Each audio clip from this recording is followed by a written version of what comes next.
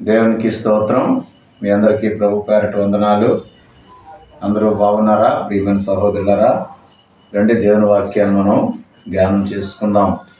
Mark సువార్త 4వ అధ్యాయము 35 నుంచి 41. ఇది ఇక 7 వాక్యాలు ఉన్నాయి. 7 మాటల ద్వారా దేవుడు మన జీవితానికి ఎలాగిస్తున్నాడో, ఎలా ఉపయోగపడతాయో తెలుసుకుందాం.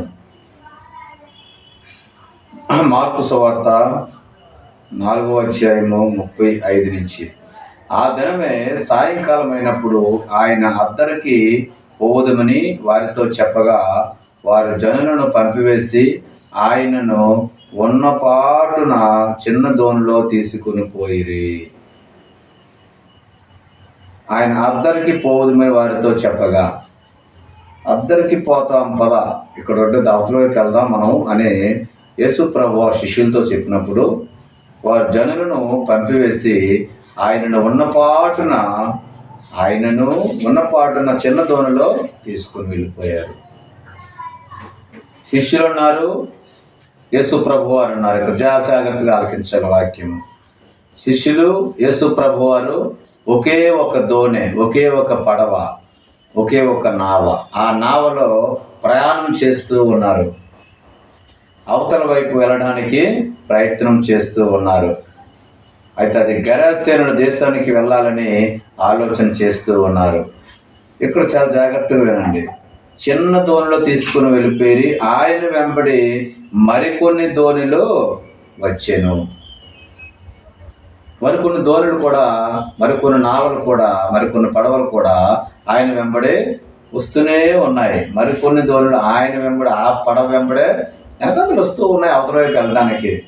అయితే అప్పుడు పెద్ద తుఫాను రేగి ఆయన ఉన్న దోణి మీద అలలు కొట్టినందున దోణి నిండిపోయెను. ఒక పెద్ద తుఫాను రేగింది, ఆయన ఉన్న దోణి మీద అలలు కొట్టాయి. చూడండి, దేవుని మాట చాలా అర్థం చేసుకోవాలి. పరిశుద్ధాత్మ దేవుడు మనకి ఏ రీతిగా అర్థం చేస్తాడో, మనకి ఎలాగా అప్లై చేస్తాడో ఆలోచించండి. ఆయన ఉన్న దోణి మీద అలలు కొట్టినందున, వెనకాతలు వస్తున్నాయి కదా, అదే సముద్రం కదా, అదే చెరువు కదా, అదే పడవలు కదా, వెనకాతలు కొన్ని వస్తున్నాయి కదా, వాటి మీద కూడా మరి అలలు కొట్టాలి కదా. చూడండి, ఆయన ఉన్న దోణి మీద అలలు కొట్టినందున దోణి నిండిపోయిన. ఆయన ఉన్న దాని మీదకే రావాలా వర్షం? ఆయన ఉన్న దాని మీదకే పడాలా? మరి కొన్ని దోణులు వెనకాతలు వస్తున్నాయి, అట్ల మీద అలలు వచ్చి కొట్టచ్చు కదా. కానీ ఆయన దోణి అమరమున తలగడ మీద నిద్రించుచుండెను, తల వాల్చుకొని ఉండెను. వారు ఆయనను లేపి, బోధకుడా, మేము నశించిపోవచ్చున్నాము, నీకు చింత లేదా అని ఆయనతో అడిగి. మేము నశించిపోవచ్చున్నాము, వీఆర్ పెరిషింగ్. బోధకుడా, మేము నశించిపోవచ్చున్నాము. చూడండి మాట, బోధకుడా అని పిలుస్తూ ఉన్నారు. మేము నశించిపోతున్నాం, నీకు చింత లేదా అని అడుగుతున్నారు. ఎక్కడున్నారు ఆయన? యేసు ప్రభు వారు ఏ దోణిలోనైతే ఉన్నారో అదే దోణిలోని కలలు వచ్చి పుట్టాయి. చూడండి, యేసు ప్రభు వారు ఏ సంఘంలో ఉంటారో అదే సంఘంలో అలలు పడతాయి. యేసు ప్రభు వారు ఏ గృహంలో ఉంటారో అదే గృహంలో అలలు కొడుతూ ఉంటాయి. అలలు శ్రమలకు సాదృశ్యం. ఎందుకు మరి ఈ రీతిగా వస్తే సమస్యలు ఉంటాయా? ఉంటాయి. సమస్య పరిష్కారం ఉంటుందా? ఉంటుంది. పరిష్కారం చేయవాడు ఆయనే ఆ పడవలో ఉండగా ఆయన అంటున్నాడు కదా, ఆయనతో అనేది. అందుకు ఆయన లేచి గాలిని గద్దించి నిశ్శబ్దమై ఊరుకొండమని సముద్రంతో చెప్పాను. షటప్, బీ కామ్ అన్నాడంతే. Shut up, be calm. ఎవరితో అన్నాడు? మనిషితోనే? ఎదురుకున్నటువంటి వ్యక్తులతోనే? శత్రువుతోనే? రాజుతోనే? ఎవరితో అన్నాడు? ప్రకృతిని గద్దించాడండి, సముద్రాన్ని గద్దించాడు. Shut up, be com. చూడండి, ఆయన మేము నశించిపోవచ్చున్నాము, నీకు చింత లేదు అనేసరికి ఆయన లేచి గాలిని గద్దించాడు, నిశ్శబ్దమై ఊరుకో, నిశ్శబ్దమై ఊరుకో అంటున్నాడు దేవుడు. ఒక ప్రకృతిని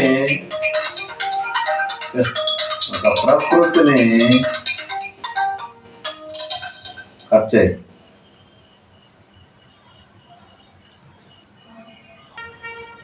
ప్రేమైనటువంటి సహోదరులారా, ఇక్కడ ఎవరి మీదకి అలలు వచ్చాయి అంటే, యేసు ప్రభు వారు ఎవరి ఇంట్లో ఉంటారో, ఎవరి గృహంలో ఉంటారో, ఎవరి జీవితంలో ఉంటాడో వాళ్ళకి శ్రమలు వస్తాయి.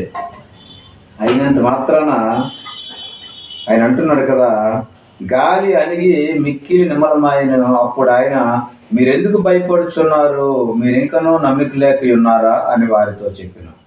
మీరు ఇంకనూ నమ్మిక లేక ఉన్నారా? ఎందుకు భయపడుచున్నారు మీరు? Why you are afraid? ఎందుకు భయపడుతూ ఉన్నారు మీరు?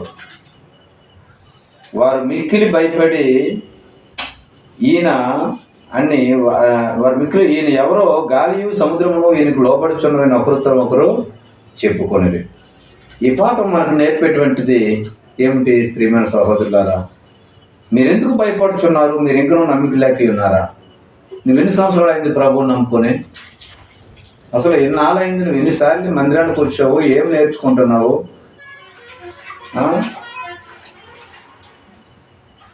మీరింకనూ నమ్మిక లేక ఉన్నారా? ఇంకా మీకు నమ్మకం లేదా? అంటే నమ్మకం కలవడానికి ఎన్ని సంవత్సరాలు పట్టాలి? అసలు దేవుడు ఉన్నాడు, దేవుడు నాతో ఉన్నాడు, దేవుడు ఉండేటప్పుడు నాకు శ్రమలు వస్తాయి, శ్రమలు వచ్చినా రక్షిస్తాడు, విడిపిస్తాడు, తప్పిస్తాడు, సమస్తం ఎరిగిన వాక్యం వింటున్నావు కదా, మరి ఇంకా నమ్మవా నువ్వు? అంచేతనే మీరెందుకు భయపడుచున్నారు? ప్రభువు అని అంటున్నారు, మీరెందుకు భయపడుచున్నారు? మీరు భయపడవద్దు. మీరు ఇంకనూ నమ్మిక లేక ఉన్నారా? ఈయన ప్రభువారు మరి మనతో ఉన్నప్పుడు ఆయన ఉన్న దూరంలోనికే తుఫాను రేగింది, గాలి రేగింది, అలలు రేగాయి. ఎందుకంటే పౌలు శేలులు ఎక్కడున్నారు? దానియేలు ఎక్కడున్నాడు? సింహాల బోన్లో ఉన్నప్పుడు ఆయన రక్షించలేదా? షడ్రకు, మేషకు, అబేద్నెగో అనే వారిని అగ్నిగుండంలో విడిపించలేదా? కరువు కాటకాల్లో నుంచి అబ్రహాం తప్పించలేదా? మరి ఎక్కడ వింటున్నారు మీరు? నోవా దినాల్లో 8 మందిని దేవుని బిడ్డలను కాపాడలేదా?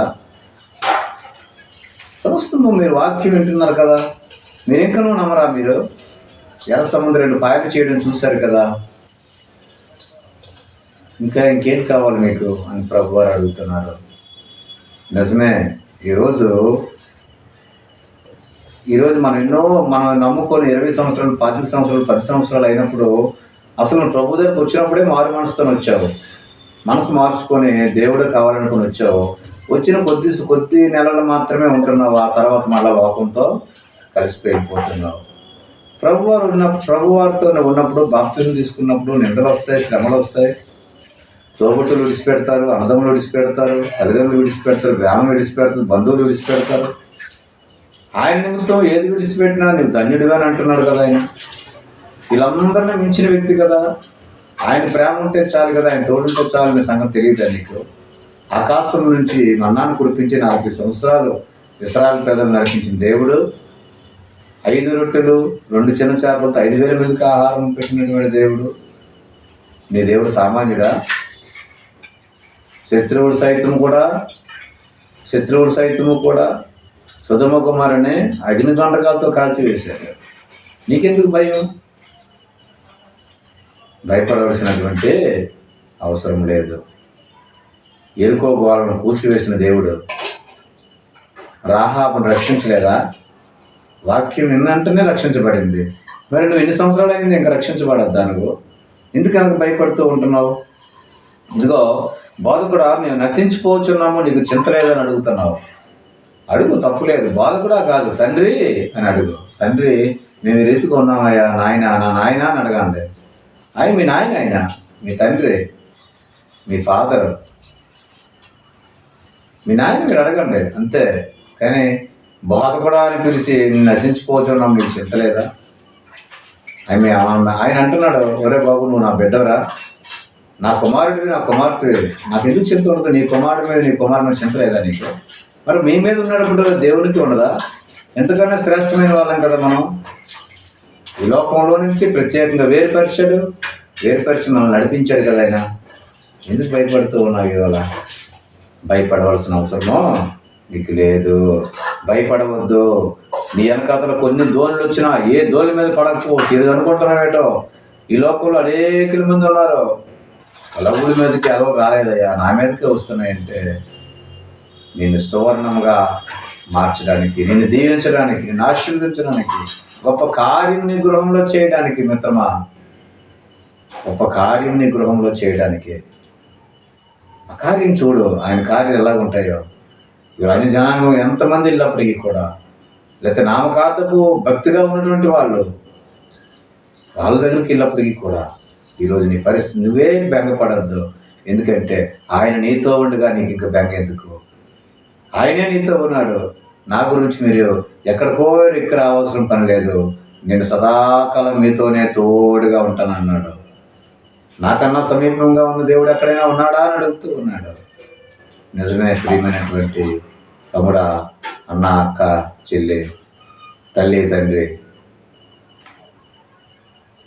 మాట వినండి, దేవుని మాట. మీరు ఇంకనూ మీరెందుకు భయపడుతూ ఉన్నారు? మీరెందుకు భయపడుతూ ఉన్నారని ప్రభు వారు అడుగుతున్నారు.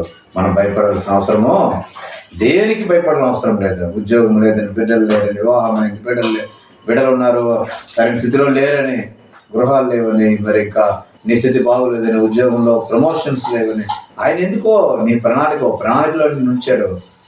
ఆయన కొరకు నువ్వు ప్రార్థన చేయి అంతే. భయపడద్దు. ఇంకా నీ నాయన నువ్వు అడుగు అంతే. ఆయనే నీకు మార్గాన్ని చూపించేవాడు, మార్గం తెలుస్తాడు. కాబట్టి ప్రియమైనటువంటి సహోదరి, నువ్వెన్నడూ కూడా నువ్వు భయపడవలసిన అవసరమో నీకు లేదు. భయపడవలసిన అవసరం లేదు. దేవుడు నీకు సదాకాలం మొదలుకొని సదాకాలం తోడుగా ఉంటాడు. నీకు జలుబు వచ్చినా దేనికి నువ్వు బెంగపడవలసిన అవసరం లేదు. ఇదిగో వాక్యం వింటున్నటువంటి సహోదరుడు, సహోదరి, ఇప్పుడే నువ్వు ధైర్యంగా ఉండంతే. నువ్వు అంజులైనా పర్వాలేదు, ధన్యులుగా మార్చబడతావు ఈ క్షణమే. వాక్యం బిడ్డలందరికీ ప్రభు పేరు మరొకసారి వందనాలు. ప్రార్థన చేసుకుందాం. మహాదేవుడా, మహోన్నతుడా, యేసయ్యా నీకు స్తోత్రములు ప్రభువా. ఇప్పుడు మా వాక్యం వెనుకలేని వాళ్ళని క్షమించిన ఆయన. మీరు ఇంకనూ భయపడుచున్నారు, ఇంకనూ మీరు నమ్మిక లేదా, నమ్మకం లేదా అని అడుగుతున్నావయ్యా. మమ్మల్ని క్షమించిన ఆయన. నువ్వు గొప్ప దేవుడు, కనికరముల దేవుడు తండ్రి. మమ్మల్ని అందరినీ దీవించి ప్రభా, అవిశ్వాసాన్ని తొలగించి ప్రభా, నువ్వు చేసిన కార్యం మేము తలుసుకునిగా మా గుండెలు అవిసిపోతున్నాయి ప్రభా. మా జీవితంలో ఎన్నైనా చేయగలవు తండ్రి. మాకు తోడుగా ఉండి నడిపించమని, వాక్యం ఉంటున్న బిడ్డలందరినీ దీవించి ఆశీర్వదించమని యేసుక్రీస్తు వారి పేరట చిన్న ప్రార్థన సమర్పించాలి వేడుకుంటున్నాం తండ్రి. ఆమేన్.